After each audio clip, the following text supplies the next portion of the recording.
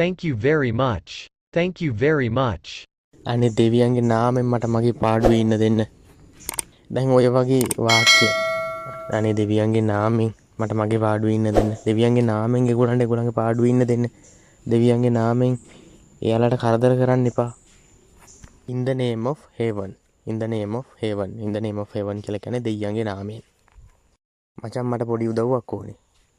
මට පුළුවන්ද ඇප්ලිකේෂන් එකක් හදලා දෙන්න? CV එකක් හදලා දෙන්න පුළුවන්ද?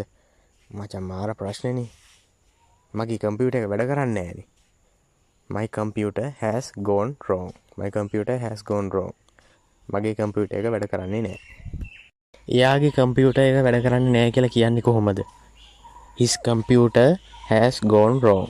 His computer has gone wrong. ඊයේ ගෙදර යනකොට මාර වැඩක් නේ වෙලා තිබුණේ. හොරෙක් ඇවිල්ලා ගේ කඩලා හොරා පැනලා ගිහින්. The thief has broken away. The thief has broken away. දැන් ඉතින් යකා වල්ලනවා බොරු.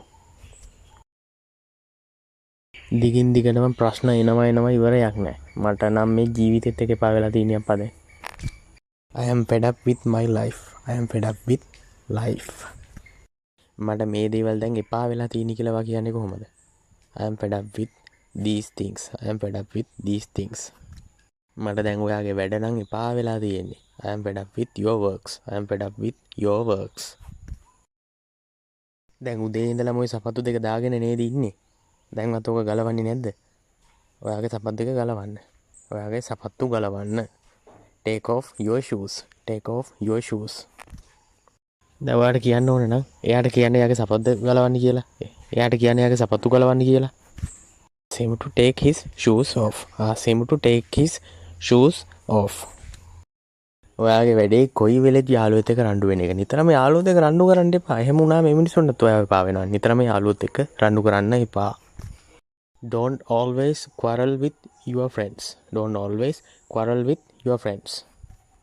quarrel කියලා කියන්නේ රණ්ඩු ඇති කර ගන්නවා. quarrel රණ්ඩු ඇති කර ගන්නවා. රණ්ඩු වෙනවා. quarrel. වැඩිය සද්ද දාගෙන આવුත් මම උඹ ඔළුවේ ඉඳලා කකුල් දෙක ළඟට පට්ට ගහනවා. ඔළුවේ ඉඳලා කකුල් දෙක ළඟට පට්ට ගහනවා. I will flay you from head to foot. I will flay you from head to foot. play කියන එකේ තේරුම තමයි දැන් ඔයා හිතන්න කුකුලෙක් මරලා හැම අයින් කරන්නේ. හැම ඉවත් කරන්නේ වගේ දෙයක් තමයි play කියන එකේ තේරුම හැම ගහනවා කියන එක. හැම ගහනවා කියන එක තමයි play වල තේරුම. ලොකු දේවල් හොයන්න යන්න එපා. ඔය තියෙන ටිකකින් සෑහීමකටපත් වෙන්න. ටිකකින් සෑහීමකටපත් වෙන්න බලන්න. Be satisfied with a little. Be satisfied with a little.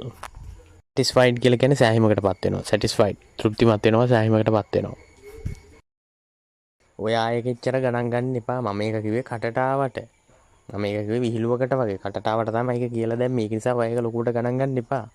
ඉඳලා හෙල්ල මිනිස්සු විහිළු කරනවානේ. මම මේක කිව්වේ කටට ආවට. I said it bluntly.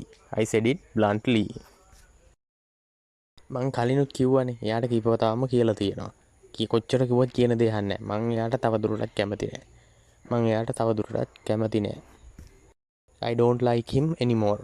I don't like him anymore. Anymore කියන්නේ තවදුරටත්. I don't like him anymore. මං එයාගේ වැඩවලට තවදුරටත් කැමති නැහැ. I don't like his works anymore. I don't like his works anymore. මට මේ ඉන්න බැරුව ඉන්නේ. මගේ මේ දතක කියනවා. ඊයේ රෑ තමයි මේක රිදෙන්න ගත්තේ. දැන් ගොඩක් වැඩි. මගේ දතක කියනවා. My tooth is aching. My tooth is aching. ඔයා දන්නවද දෙමව්පියෝ එක්ක වාද කරන එක කොයිතරම් නරක දෙයක්ද කියලා? ඔය විදියට අම්මලා තාත්තා එක්ක දෙමව්පියෝ එක්ක වාද කරන්න එපා. Don't argue with your parents. Don't argue with your parents. Parents කියන්නේ දෙමව්පියෝ. argue කියන්නේ වාද විවාද කරනවා. Don't argue with your parents. බලන්න නිකන් පිස්සෙක් වගේ. ඔය රැවුලේ හැටි බලන්නකෝ. රැවුල කපා ගන්න. ඔයාගේ රැවුල කපා ගන්න. Shave off your beard. Shave off your beard.